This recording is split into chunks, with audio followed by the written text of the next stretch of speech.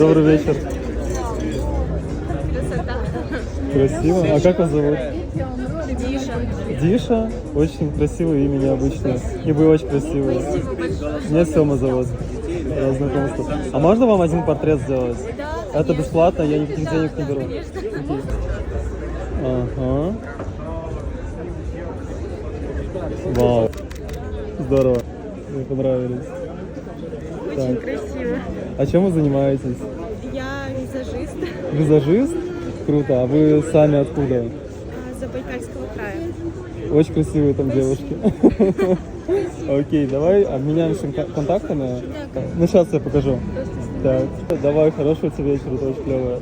Давай, пока-пока.